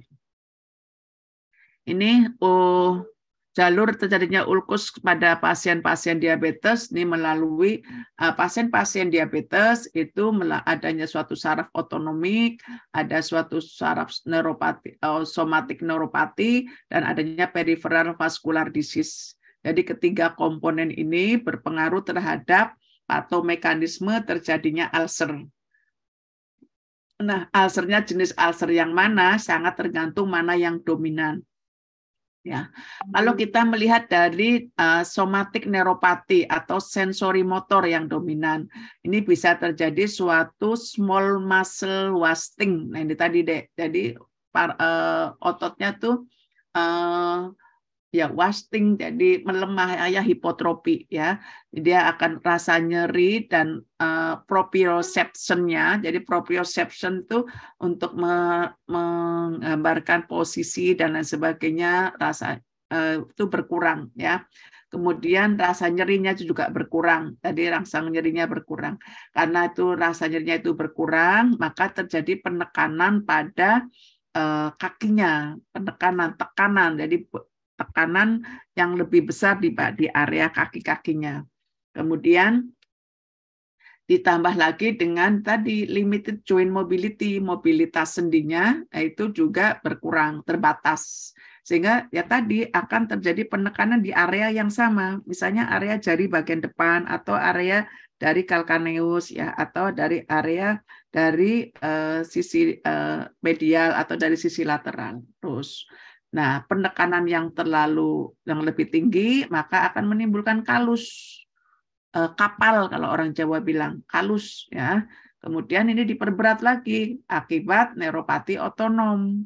Neuropati otonom, ada pasien diabetes itu bisa menyebabkan kulitnya itu kering, ya, kulitnya kering, ya, akibat keringatnya berkurang. Kadang pada yang iskemik dia juga lebih licin, ya, diraba dingin, ya. Ini pada yang neuropati otonom kurang berkeringat, kulit kering ditambah penekanan yang tinggi, timbul kalus, ya, timbullah suatu kaki dengan neuropathic foot, ya, kaki neuropathic foot, ya.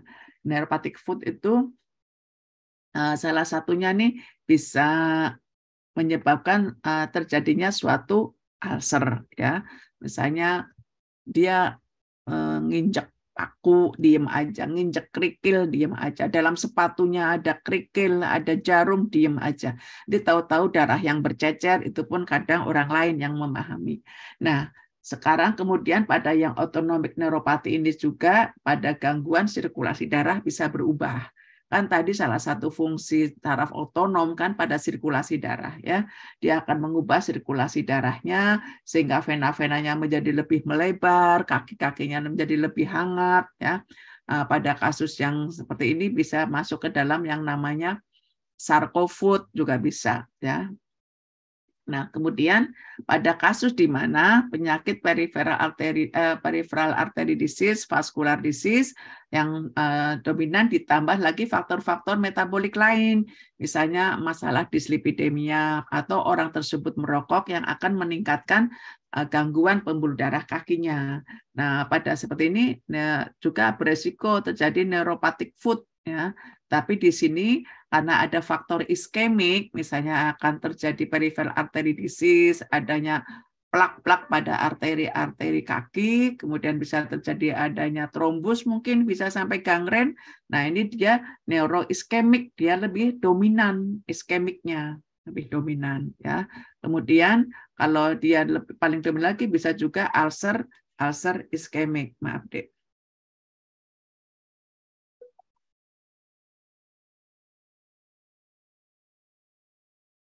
Ya, oke. Nah, jalur-jalur ini, berbagai jalur ini kadang ada secara bersamaan yang justru yang jelas akan memperberat kaki diabetiknya. Nanti ditambah tadi trauma, ya ketusuk lah, yang nginjek aspal ya direndam lah, ya pakai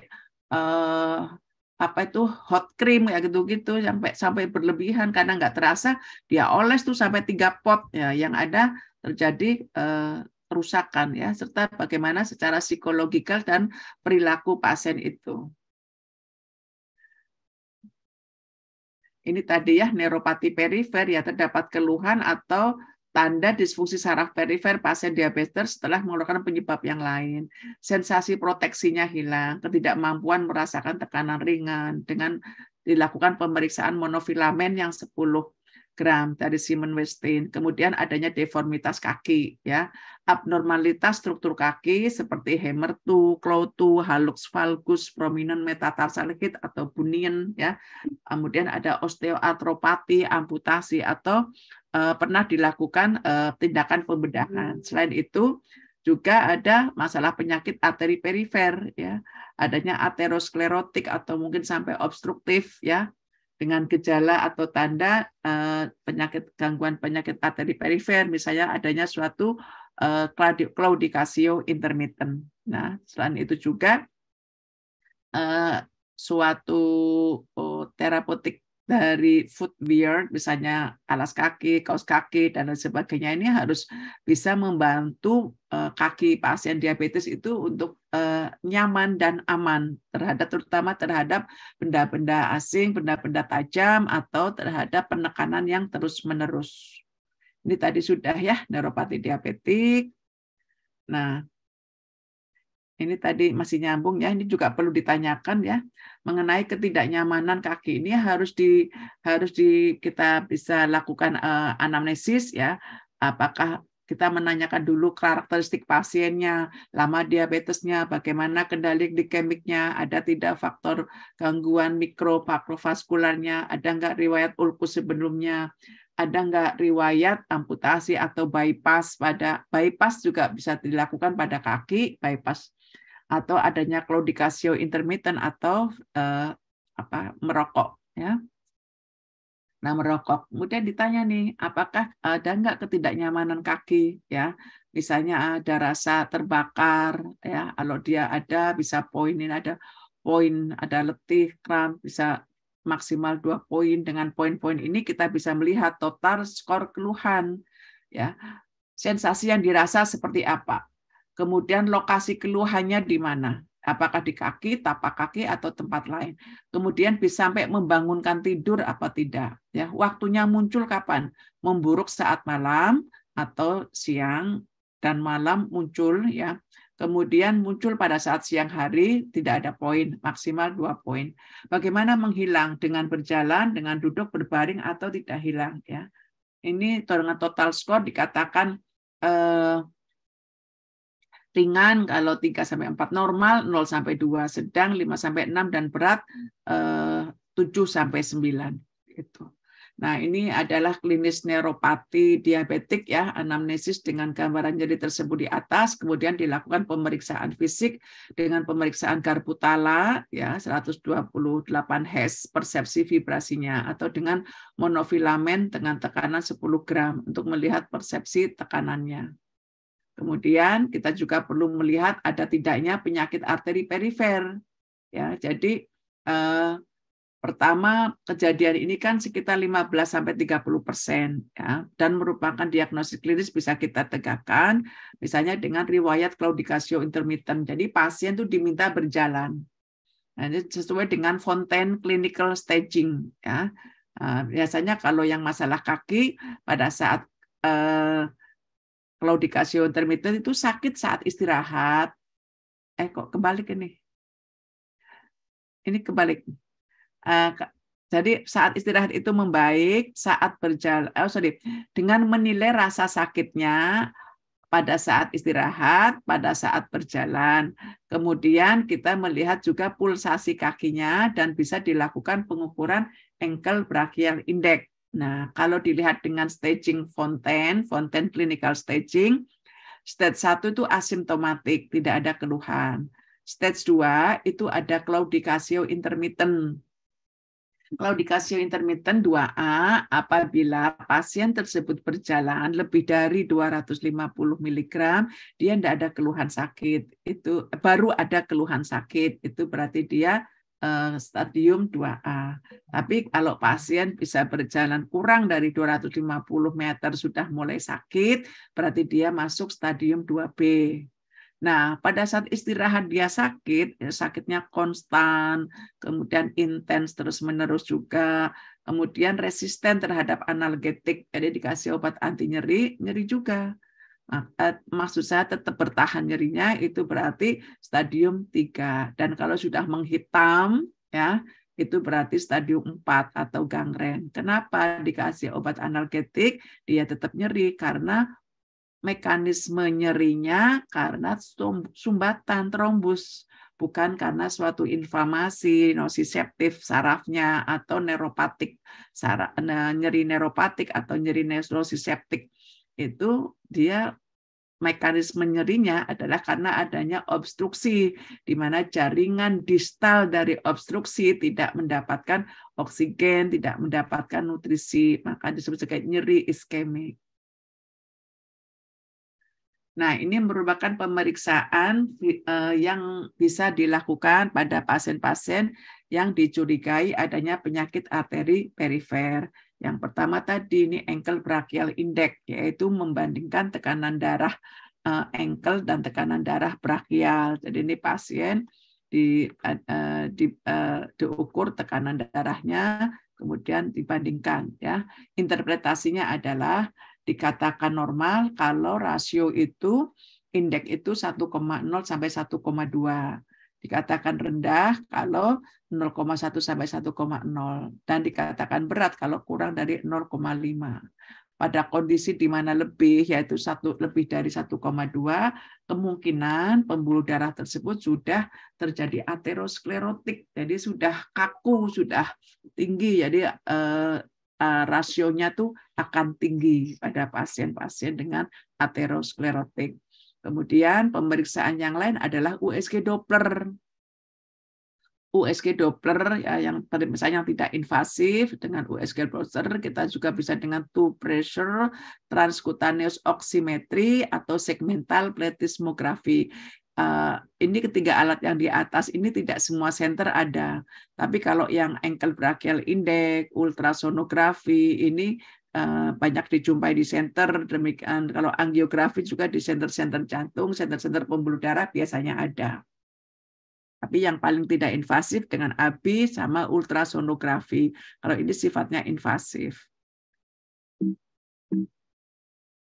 Nah, ini salah satu untuk melihat toe and ankle pressure ya, itu ini melihat dari sini. Kemudian ini adalah transcutaneous oximetry untuk melihat tadi sirkul apa namanya perfusi pada di kutan ya, di kutannya, di jaringannya. Nah, klasifikasi pencegahan dan tata laksana ulkus ini ada beberapa klasifikasi. Tadi sudah pakai Magid-Walker, kemudian di sini ada dari grade 0 sampai grade 5. Ya, ada beberapa keuntungan dan kelemahan dari grade tersebut. Tapi pada prinsipnya adalah penggunaan grade ini bisa untuk mengevaluasi, untuk evaluasi pada saat pasien kunjungan berikutnya ya. Grade 0 itu adanya pre atau post ulcerative lesion ya, secara lengkap sudah mengalami epitelialisasi. Kalau grade yang berat di sini sudah terjadi gangren yang luas. Kalau dengan Texas ini ada grade A1, A2, A3 gitu. Ini tergantung dari kalau dari sisi A-nya ini mau melihat adanya adanya pernah ada pre atau post ulcerative lesion yang secara komplit sudah terepitelialisasi. Kalau grade 1 ada suatu lukanya, grade 2 lukanya di sini tidak melibatkan tendon maupun kapsul maupun tulang. Kalau yang 3 sudah sampai penetrasi ke sendi atau ke tulang. Nah, kalau yang B ini menunjukkan adanya infeksi, ada apa tidaknya infeksi. Kalau dia ada, kalau ini adalah lukanya ya, luas lukanya. Kalau ada infeksi berarti ada masuk di B, ada misalnya A0, B, A1, misalnya B, kemudian C-nya kalau C, kemudian di sini kalau sudah sampai terjadi iskemia bisa masuk ke dalam adanya infeksi dan ada iskemia, itu kombinasi dari ini B sama C. Nah, ini keuntungan dan kerugiannya, bahwa keuntungannya ya simple, ya lebih deskriptif. Kemudian kasus dengan infeksi dan atau iskemik ya jarang masuk ke dalam sistem di situ, ada situnya. Ini contoh dari klinis ulkus kaki neuropatik. Jadi ini tekanan ya, akibat tekanan yang lebih tinggi di antara area kaki yang lain, maka akan menimbulkan kalus. Kalus ini dalam jangka panjang biasanya akan menebal dan biasanya akan mengganggu dan akan meningkatkan tekanan lagi karena dia lebih tebal dibandingkan area yang lain, lebih keras. Nah, hingga bisa timbul ulcer. Nah, setelah dilakukan suatu debris demang, timbul ulcer dan ternyata bisa lebih dilakukan suatu debris demang, yang jaringan mati kita singkirkan, kita lakukan perbaikan, maka diharapkan terjadi epitelialisasi dan membaik. Ya, tapi resiko untuk kemudian terjadinya ulcer lebih tinggi juga. Nah, ini ulkus yang dominan iskemik. Kalau yang tadi dominan neuropatik, yang ini adalah ulkus yang dominan iskemik. Kita lihat bahwa adanya suatu gangren pada digiti kelima, gangren pada digiti kedua, ya. Ini kan sebenarnya kayak kombinasi juga nih. Kakinya ada yang melintir, ya. Kemudian ini ada hallux valgus yang meskipun ringan, tapi ini lebih dominan dari iskemiknya, ya. Lihat. Infeksinya ini juga ada seperti itu.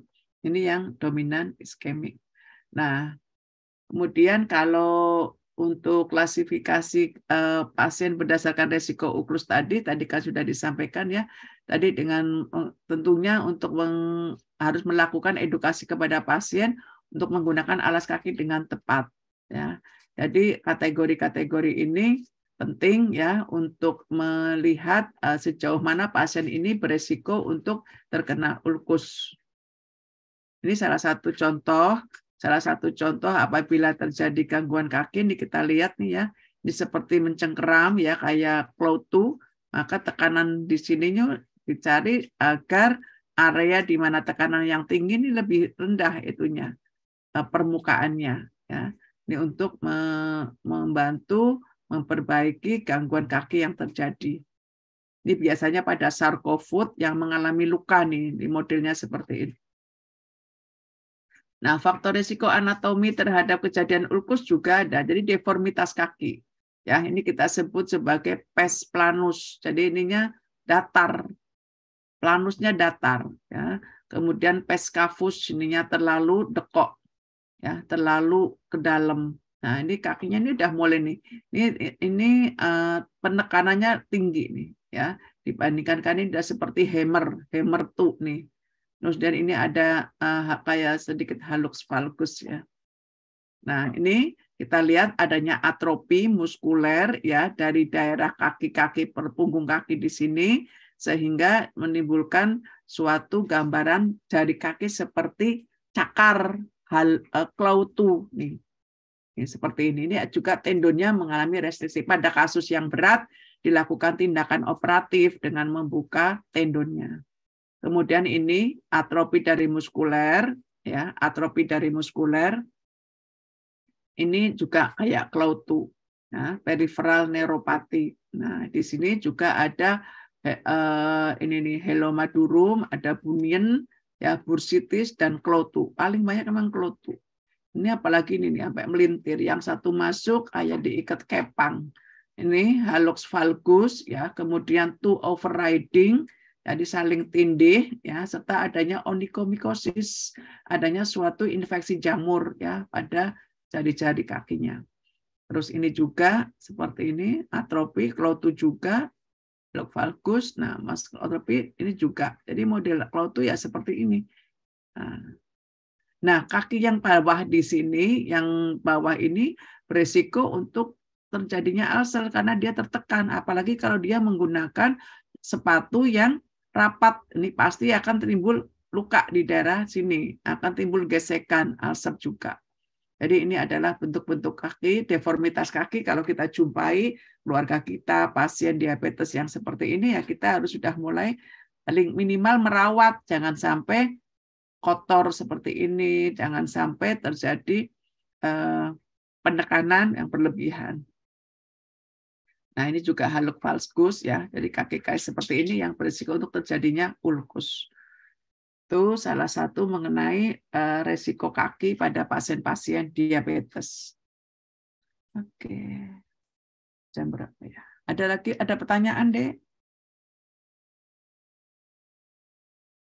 Jadi prinsipnya bahwa pencegahan itu lebih baik pada pasien-pasien diabetes ya dibandingkan kalau kita mengobatin itu justru lebih mahal. Nah, terkait dengan masalah komplikasi penyakit kardiovaskuler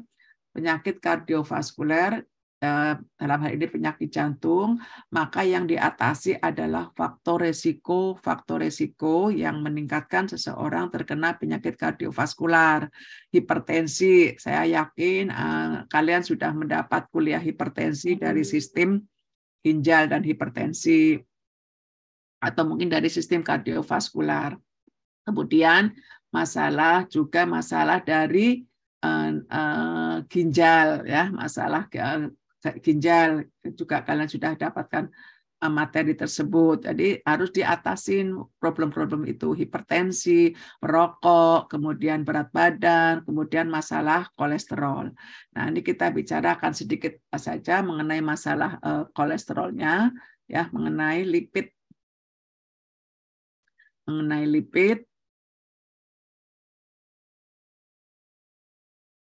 Jadi terkait dengan kita harus melakukan suatu intensifikasi tata laksana dengan melakukan penata laksana dalam kerangka untuk mencegah penyakit-penyakit kardiovaskular, dalam hal ini adalah yang mengenai penyakit jantung dan pembuluh darah yang lain, maka kita satu, pada pasien diabetes ya harus mengelola diabetes gulanya dengan baik sesuai target sasaran yang kemarin saya sampaikan, termasuk adalah target-target non-glikemik.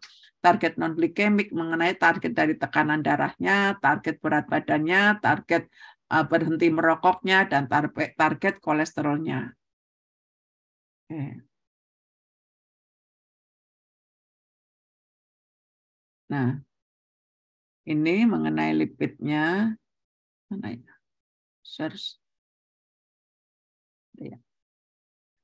Ya, jadi kita ketahui tentang struktur lipid dan asam lemak utama. Ini saya yakin juga sudah diajarkan di fisiologi, di biokimia, dan sebagainya ya. Nah, ini juga adalah jenis-jenis lipoprotein, apoprotein, dan kandungan lipid beserta komposisinya. Ya, di sini salah satu contoh aja bahwa pada LDL itu 60% komposisinya adalah kolesterol. Dia berasal dari intermediate density lipoprotein. Nah, jalur metabolisme lipoprotein, eksogen, ini kita tahu bahwa yang eksogen ya dari diet, masuk ke dalam usus, kemudian akan terbentuk dalam silomikron, masuk diabsorpsi ke dalam pembuluh darah, melalui lipoprotein lipase, dia akan disimpan ke dalam lemak, ke dalam otot. Ya, kalau kita yang endogenus, apa yang sudah ada disimpan di dalam hati, kemudian apa yang sudah ada dalam otot, maka di sini akan dilakukan suatu metabolisme lagi, muter lagi, yang akhirnya bagaimana agar bisa kadar di dalam darahnya itu fisiologis ada di rentang-rentang normal. Nah, ini salah satu transport, ini juga saya yakin sudah dijelaskan ya daripada di biokimianya. Nah, sekarang apa yang disebut dengan dislipidemia? Dislipidemia merupakan salah satu faktor risiko pada seseorang yang meningkatkan terjadinya penyakit jantung dan pembuluh darah. Jadi penyakit jantung, pembuluh darah itu tidak hanya penyakit jantung koroner, tapi juga pada stroke, pada kemudian gagal jantung, kemudian pada penyakit pembuluh darah perifer, dan termasuk di dalamnya adalah ginjal dan yang lainnya. Dislipidemia adalah suatu kelainan metabolisme lipid yang ditandai dengan peningkatan maupun penurunan kadar fraksi lipid pada plasma. Jadi kelainan lipid yang utama, fraksi yang terjadi kelainan yang bisa sering kita lakukan pemeriksaan adalah kolesterol total, LDL, HDL, dan trigliserid. Jadi diagnosis dislipidemia adalah diagnosis laboratoris. Ya, dikatakan kolesterol tinggi nih di sini kalau dia lebih dari 240, tapi yang diharapkan sih harusnya di bawah 200. Kalau trigliserid yang optimal di bawah 150, kalau yang LDL yang optimal di bawah 100, kalau yang HDL harus idealnya lebih dari 60 ya. Nah, di sini dislipidemia itu dibagi menjadi dislipidemia primer. Nah, ini adalah contoh-contoh gangguan yang terjadi pada dislipidemia primer. Ada yang hipertrigliseridemia yang terjadi karena defisiensi lipoprotein lipase, atau terjadi defisiensi ApoC2-nya, ya, atau merupakan hipertriglisemia familiar. Jadi sering kita dapatkan hipertrigliserid dengan jumlah 1000, bahkan ada yang 8000. Seperti itu. Kemudian kalau yang sekunder berarti ada penyebab lain. Pada hipertrigliseridemia salah satu penyebabnya bisa diabetes, bisa juga bisa juga hipotiroid ya, atau asupan yang tinggi, gagal ginjal, obesitas, penggunaan estrogen itu bisa menyebabkan hipertriglisemia. Hiperkolesterol sekunder bisa karena hipotiroid, peningkatan trigliserid dan kolesterol bisa karena diabetes, atau dengan penggunaan steroid juga bisa menyebabkan kenaikan dari kolesterol. Jadi ini adalah dislipidemia sekunder, dislipidemia yang terjadi karena ada faktor penyakit yang mendasari. Kalau yang primer lebih ke arah pada gangguan pada metabolisme lemaknya. Nah, aspek klinisnya apa? Dislipidemia ya, terkait dengan masalah menapis, men-screening sama mendiagnosis. Jadi penapisan kita harus mencari orang-orang kelompok resiko yang kemungkinan terjadi dislipidemia, yaitu mereka yang diabetes, perokok aktif, hipertensi, keluarga dengan PJK dini, usia 45 tahun udah kena serangan jantung, ya, pasien dengan riwayat dengan hiperlipidemi, gagal ginjal kronik, ada disfungsi ereksi, dan kelompok mereka yang memiliki lingkar pinggang 90 pada laki-laki, 80 pada perempuan, serta adanya aterosklerosis maupun aneurisma. Adanya manifestasi klinis dari hiperlipidemia, misalnya ada santelasma, obesitas, ya, pasien-pasien di Asia itu lebih dari 25. Dan pada laki-laki yang sudah laki-laki usia lebih dari 40 tahun atau wanita dengan usia lebih dari 50 tahun atau sudah menopause. Bagaimana melakukan penapisan? Tentunya tadi ya standar kita sebagai dokter adalah melakukan anamnesis, melakukan pemeriksaan fisik dan dibantu dengan pemeriksaan penunjang. Ini sasaran individunya ya, sasaran individu yang kita curigai kemungkinan terjadi dislipidemia. Tentunya bersamaan tadi dengan faktor-faktor yang lain, perokok, hipertensi, dengan underlying mekanismenya salah satunya ya resistensi insulin. Tujuannya apa? Selain mengidentifikasi dia memiliki dislipidemia atau tidak, kita juga mencari faktor risiko lain yang terkait dengan penyakit kardiovaskuler, ya, ada nggak nih penyakit arteri perifer, aorta abdominalis dan lain sebagainya. Pemeriksaan laboratorium yang direkomendasikan yang 4 ini. Total kolesterol, LDL, HDL, dan trigliserid, dan bisa dipertimbangkan pada kasus-kasus tertentu dilakukan pemeriksaan kolesterol non-HDL, yaitu kolesterol total dan dikurangi kolesterol HDL, atau lipoprotein A, atau ApoB, atau rasio ApoB dan ApoA. Nah, kemudian ini kalau kita tidak bisa melakukan pemeriksaan LDL secara langsung, bisa menggunakan suatu rumus namanya Friedewald ya. Di sini rumusnya kolesterol total dikurangi HDL dikurangi trigliserid dibagi 5 ya. Ini tidak dapat diaplikasikan pada saat kadar trigliseridnya sangat tinggi. Gitu. Jadi diagnosis dislipidemia pada temuan klinis bisa kita dapatkan misalnya riwayat keluarga dengan kolesterol tinggi, riwayat keluarga banyak penyakit jantung, penyakit stroke, jantung prematur, adanya santoma, santelasma, adanya lipemia retinalis, mungkin ada pankreatitis akut. Ya. Pemeriksaan laboratorium tuh bisa seperti plasma seperti lilin, seperti susu. Ya, kemudian kita periksa kadar lipid serumnya. Kalau diperlukan dengan genetik atau analisis DNA, tapi pada kasus-kasus yang biasanya primer di sini. Ini gejala klinisnya. Ini yang A adalah adanya santoma dari tendon Achilles, ya, adanya santoma tendon Achilles, kemudian santoma pada tendon tangan, kemudian santoma pada superior osteal, di sini superior osteal, kemudian ada stria palmar santoma, ya. Kemudian ada juga ini santelasma palpebra, ada lipemia retinalis, ya. Kemudian di sini ada santoma tuber eruptif pada siku, ya. Ini juga merupakan manifestasi klinik dari adanya dislipidemia.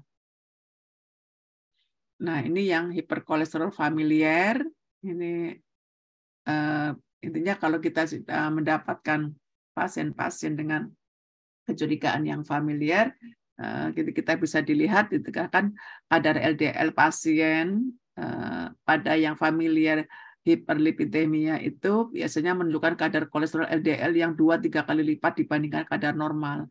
Jadi lebih dari 190 dan mereka merupakan bentuk homozigot mempunyai kadar LDL di atas 10 kali lipat, itu yang homozigot, yang heterozigot palingan 2-3 kali lipat. Saya sering menemukan yang ini nih, yang lebih dari 90.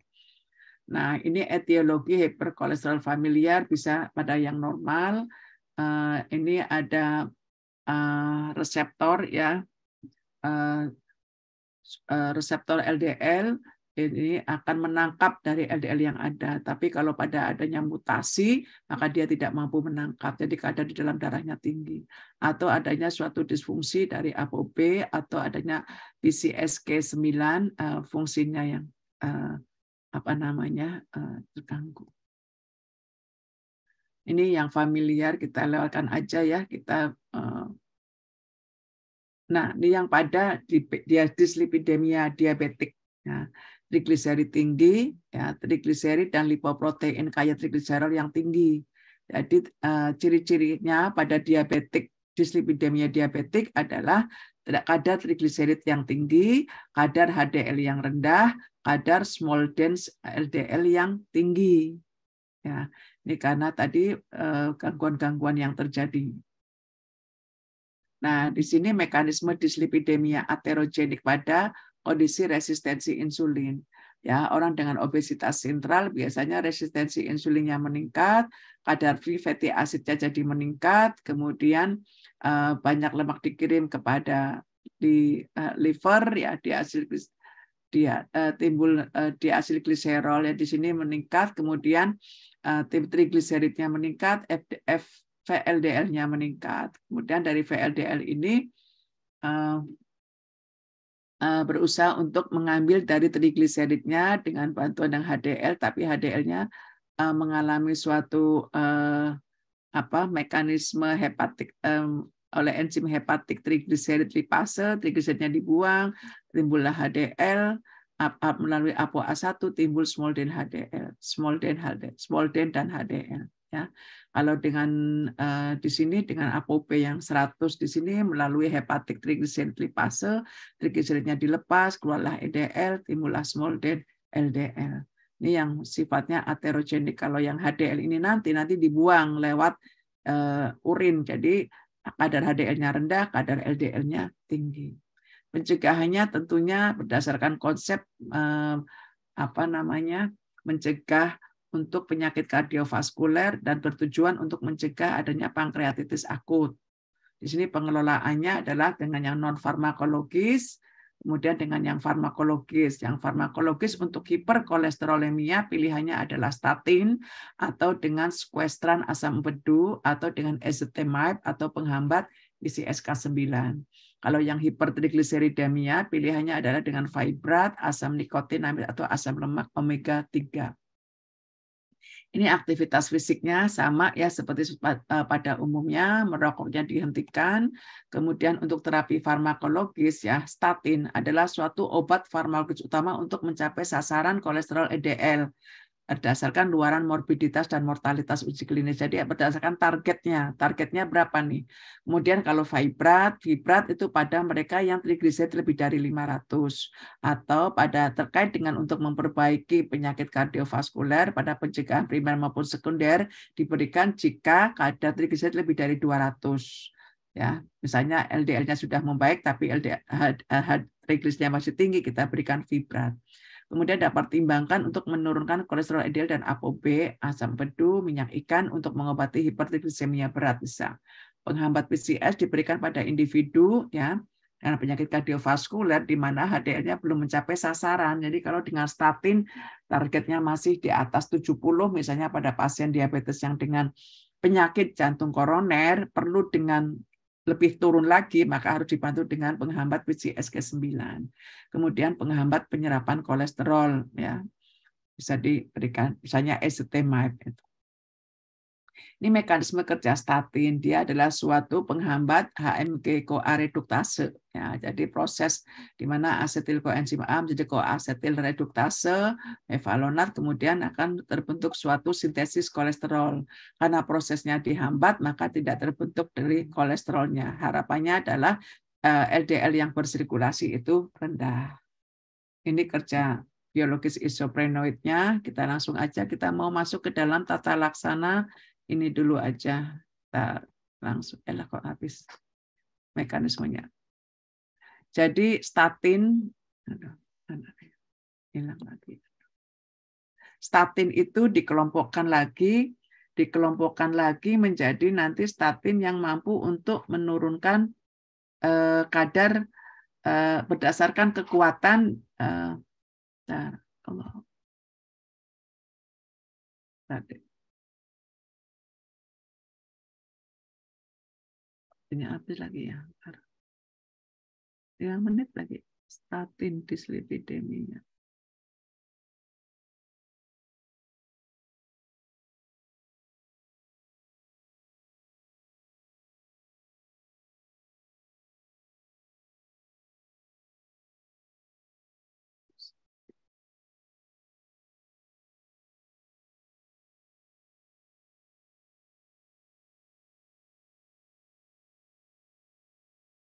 Jadi gini, untuk yang statin itu terapi statin namanya ada intensifikasi.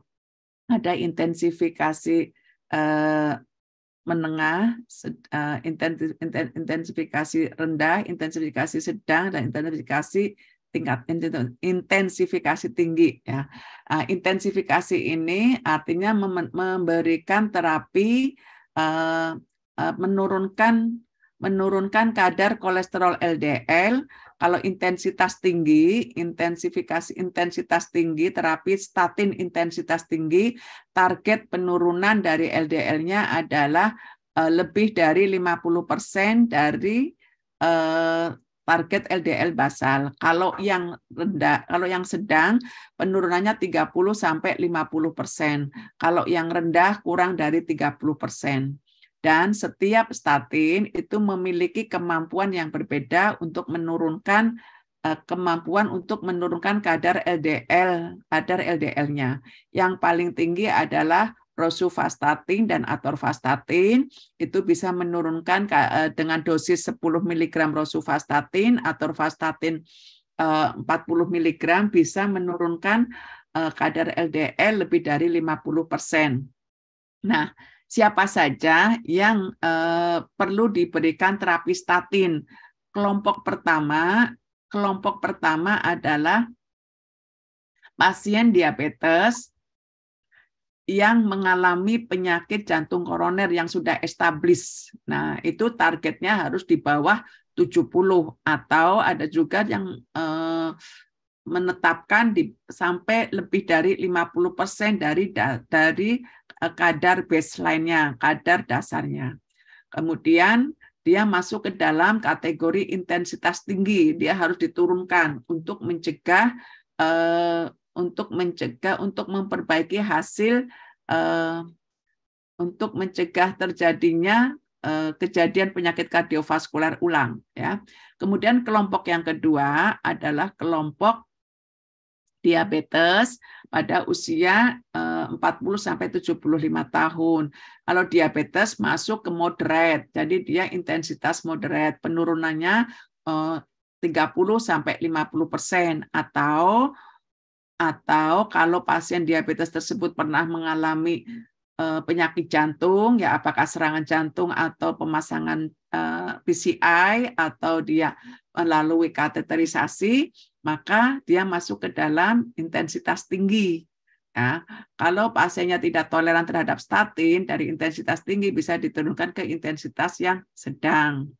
Dan kelompok yang ketiga adalah kelompok yang LDL-nya lebih dari 190. Jadi pada kelompok dewasa, LDL-nya lebih dari 190, dia masuk ke dalam moderate intensity. Jadi penurunan statinnya kurang lebih dari 30-50%. Ya. Terus yang ketiga adalah melihat faktor-faktor resikonya dengan stratifikasi resiko, yaitu berdasarkan kadar kolesterolnya, usia, dan lain sebagainya. Nanti itu akan dikelompokkan apakah dia masuk resiko tinggi, masuk resiko tinggi, resiko sedang, apa resiko rendah untuk terkena penyakit kardiovaskuler dan pembuluh darah kardiovaskular.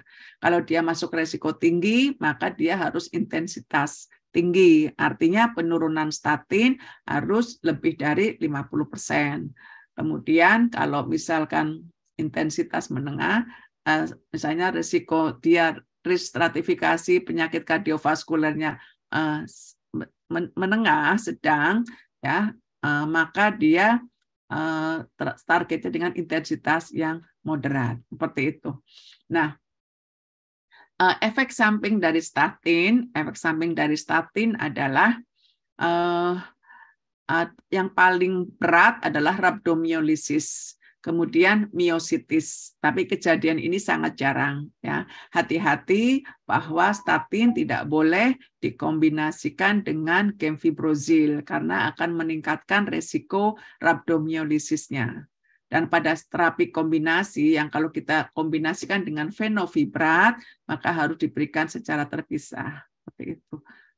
Terus terapi statin ini selain tujuan jangka panjangnya adalah mencegah jangan sampai terjadi penyakit kardiovaskuler. Artinya menurunkan risiko seseorang untuk terkena penyakit kardiovaskuler. Dengan cara satu, dia menurunkan kadar kolesterolnya. Dan yang kedua, statin memiliki efek pleiotrofik, yaitu efek di luar menurunkan kolesterolnya. Dia akan menekan proses inflamasi yang terjadi intravaskuler.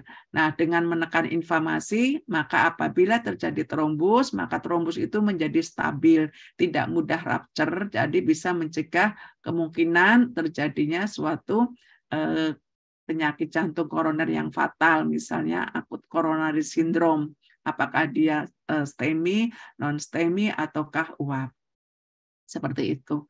Jadi mungkin itu aja, Dek, pertemuan pada siang kali ini. Insya Allah nanti untuk yang statin saya kirim, saya cari ini nggak nemu. Udah dipisah, tapi kok yang. Ya, baik. Terima kasih banyak atas perhatiannya. Jangan lupa apa yang sudah saya sampaikan mengenai beberapa yang mudah dipahami, mudah dibaca, silahkan dibaca. Nanti insya Allah materi kan bisa sudah direkam tadi ya, bisa dipelajari juga. Terima kasih banyak atas perhatiannya. Wabillahi taufik, alhamdulillah, wabillahi taufik wal hidayah. Wassalamualaikum warahmatullahi wabarakatuh. Waalaikumsalam warahmatullahi wabarakatuh. Maaf, Dok. Ya. Maaf, Dok. Iya, kenapa, Dek?